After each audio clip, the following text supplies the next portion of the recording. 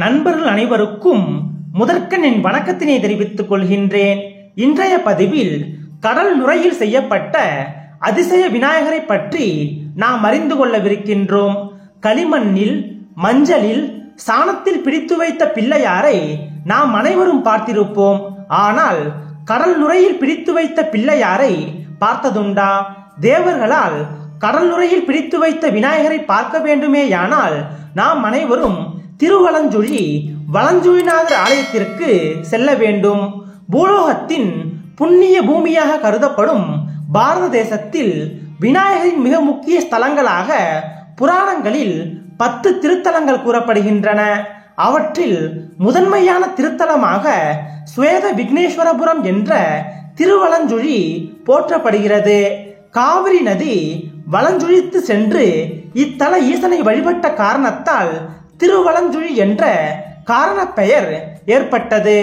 விநாயகரின் துதிக்கை வலப்பக்கம் சுழித்துள்ளதாலும் திருவலஞ்சுழி என பெயர் பெற்றதாகவும் கூறுகின்றனர்.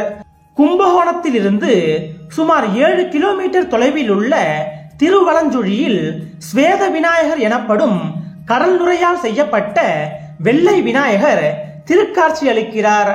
மந்திரகிரி மலையை மத்தாகவும் வாசுகி என்ற பாம்பை கயிறாகவும் கொண்டு தேவர்களும் அசுரர்களும் இணைந்து பார்க்கடலில் அமுதம் கடைந்தனர்.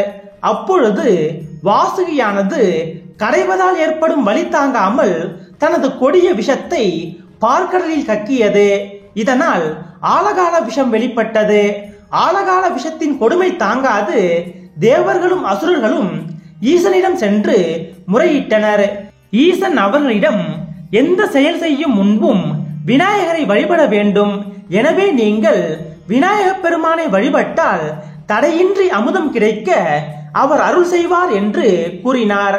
தங்களுடைய தவறை உணர்ந்த தேவர்கள் அந்த நேரத்தில் விநாயகரை ஆவாகனம் செய்ய ஏதும் இல்லாத நிலையில் அங்கே பொங்கி வந்து கொண்டிருந்த கடல் நுரையை பிடித்து பிள்ளையாரை உருவாக்கி பூஜித்தனர். பின்னர் விநாயகரின் அருளால் எடுத்த காரியம் பூர்த்தியாகி அமுதம் கிடைக்க பெற்றனர்.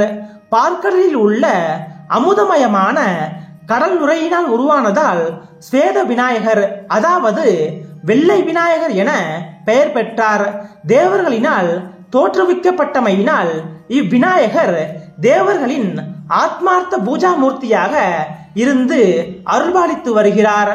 விநாயக சதுர்த்தி அன்று இந்த விநாயகரை வழிபட்டால் வருடம் முழுவதும் வழிபட்ட பாக்கியம் கிடைக்கும். சமய குறவர்களான அப்பர் மற்றும் திருஞான சம்பந்தரால் பாடல் பெற்ற தேவார திருத்தலமாகவும் இது போற்றப்படுகிறது. இக்கோவிலின் மூலவராக சிவபெருமான் கபர்தீஸ்வரர் என்ற பெயரில் இருந்தாலும் அவருடைய மைந்தனான விநாயகரே பிரதான இடம் பெறுகிறார். இந்த ஸ்வேத விநாயகர் உருவாகிய காலத்தில் இவரை வழிபட தேவர்கள் அனைவரும் போட்டி போட்டனர். இறுதியில் கிருதயுகத்தில் திருக்கையிலையிலும், திரேதா யுகத்தில் வைகுண்டத்திலும், துவாபர யுகத்தில் சத்தியலோகத்திலும், கலியுகத்தில் பூலோகத்திலும் வழிபடுவதென தேவர்கள் முடிவு செய்தனர். தேவேந்திரன் அகலிகையால் ஏற்பட்ட சாபத்தை போக்கிக் கொள்ளும் பொருட்டு விநாயகரை கையில் எடுத்துக்கொண்டு பூலோகத்தில் உள்ள சிவஸ்தலங்களை தரிசனம் செய்து கொண்டே இத்தலத்திற்கு வந்தடைந்தார். அப்பொழுது ஸ்வேத விநாயகர் இத்திருத்தலத்திலேயே எழுந்தருள விருப்பம் கொண்டு சிவபெருமானை வேண்டினார். எனவே இத்தலத்து ஈசன் ஒரு சிறுவன் வடிவில் இந்திரன் முன்பு வந்தார். இந்திரன் சிறுவனிடம் விநாயகர் இருந்த பேழையை கொடுத்து, நாம் சிவபெருமானை வழிபட்டு விட்டு வரும் வரை கையில் வைத்திரு என்று கூறி சென்றார். சிறுவனாக வந்த சிவபெருமான் இந்திரன் சென்ற பிறகு விநாயகரை தரையில் வைத்துவிட்டு மறைந்து விட்டார். இந்திரன் சிவபெருமானை வணங்கிவிட்டு திரும்பி வந்த பொழுது சிறுவனை காணாது தேடி அலைந்தார். பின்னர் பலிபீடத்தின் அடியில் விநாயகர் இருந்ததை கண்டு கையில் எடுக்க முயன்றார். ஆனால் முடியாது போகவே விநாயகர் இருக்கும் இடத்தை சுற்றிலும் பலகனி முதலான கலைத்திறன் வாய்ந்த நுட்பமான சிற்ப வேலைப்பாடுகளுடன் கூடிய இந்திர விமானமாக நிர்மாணித்து ஐராவதம் முதலான ரதகஜ துரகாதிகளை கொண்டு இந்திரலோகம் கொண்டு செல்ல முயன்றார்.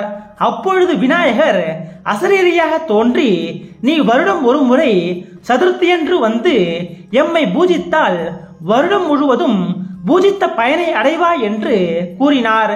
இந்திரனும் மனமகிழ்ந்து அதன்படியே வருடந்தோறும் ஆவணி மாதம் விநாயக சதுர்த்தி அன்று இங்கு வந்து விநாயகரை பூஜை செய்து அருள் பெற்று செல்வதாக புராணங்கள் கூறுகின்றன. வலஞ்சுழிநாதர் ஆலயத்தின் அழகிய ராஜகோபுரம் கிழக்கு நோக்கி உள்ளது. இக்கோவிலின் நுழைவு வாயிலை கடந்து வரும்போது முதலிலேயே வெள்ளை விநாயகர் சன்னதியை தரிசிக்கலாம். வலஞ்சுழிநாதர் ஆலயத்தின் முதன்மை வாயிலை கடந்தால் கோவிலின் வலப்புறம் பைரவ சன்னதியும் இடப்புறம் ஜடாதீர்த்தமும் ஜடாதீர்த்த விநாயகர் சன்னதியும் உள்ளன. தொடர்ந்து பலிபீடம், மூஞ்சுரு, கொடிமரம் உள்ளன. அதற்கடுத்து வெள்ளை விநாயகர் கோவிலின் தூண் மண்டபமும் கருவறையும் அழகான வேலைப்பாடுகளுடன் காணப்படுகிறது. இங்கிருக்கும் ஸ்வேத விநாயகர் பார்க்கடல் நுரையினால் செய்யப்பட்டவர் என்பதால் மற்ற ஆலயங்களில் நடைபெறுவதைப் போல இவருக்கு அபிஷேகம் கிடையாது. வெறும் 10 அங்குலமே உள்ள இந்த வெள்ளை பிள்ளையாருக்கு புனுகு மட்டுமே சாத்துகின்றனர். வஸ்திரம், சந்தனம், புஷ்பம் ஆகியவைகளும் சாத்தப்படுவதில்லை. அபிஷேகத்திற்கு பதிலாக பச்சை கற்பூரம் மட்டுமே பொடி செய்து திருமேனியில் கைப்படாமல் தூவப்பட்டு வருகிறது. இப்பிள்ளையார் உள்ள மண்டபம் இந்திரனால் அமைக்கப்பட்டது என்று புராணங்கள் கூறுகின்றன. சித்திர தூண்களும் கல் குத்து விளக்கும் கொண்ட அழகிய மண்டபமாக இது விளங்குகிறது. புகழ்பெற்ற திருவலஞ்சுழி பலகனி எனப்படும் கருங்கல்லாலான ஜன்னல் இச்சன்னதியில் உள்ளது. இந்த கருங்கல் பலகனி நுணுக்கமான கலை வேலைப்பாடுகளுடன் திகழ்கிறது. கல்லாலான விளக்குகளை போன்ற அமைப்பு இச்சன்னதியின் தனித்துவங்களில் ஒன்றாகும். தூண்களில் கலை நுணுக்கங்கள் எழிலுற காணப்படுகின்றன. இத்தலமானது விநாயக பெருமானின் திருமண தலமாகவும் போற்றப்படுகிறது. மகாவிஷ்ணுவின் நேத்திர கமலங்களிலிருந்து தோன்றிய இந்திர தேவியாகிய கமலாம்பாளையும் பிரம்மாவின் வாக்கிலிருந்து தோன்றிய புத்தி தேவியாகிய வாணியையும் இத்தலத்தில் ஸ்வேத விநாயக பெருமான் திருமணம் செய்து கொண்டார். எனவே திருமணம் தடைபடுபவர்களும் குழந்தை பாக்கியம் வேண்டியவர்களும் இங்குள்ள ஸ்வேத விநாயக பெருமானை வழிபட்டால் எண்ணிய காரியம் ஈடேறும். இக்கோவிலில் விநாயக சதுர்த்தி 10 நாட்கள் திருவிழா போல நடைபெறுகிறது. அப்பொழுது இங்கு நடைபெறும் திருக்கல்யாணத்தில் கலந்து கொண்டு வேண்டிக் கொண்டால் திருமண பாக்கியம் கிடைக்கும் என்பது நம்பிக்கை. கும்பகோணத்தில் இருந்து சுமார் 7 கிலோமீட்டர் தொலைவிலும், சுவாமிமலையில் இருந்து ஏறக்குறைய 1.5 கிலோமீட்டர் தொலைவிலும் திருவலஞ்சுழி திருத்தலம் அமைந்துள்ளது. இன்றைய பதிவின் வாயிலாக கடல் நுரையால் செய்யப்பட்ட ஸ்வேத விநாயகர் குறித்து நாம் அறிந்து கொண்டோம். திருவலஞ்சுழியில் வீட்டிலிருந்து அருள்பாலிக்கக்கூடிய ஸ்வேத விநாயகரின் பெருமைகளையும் சிறப்புகளையும் போற்றி கொண்டாடுவோம். நன்றி.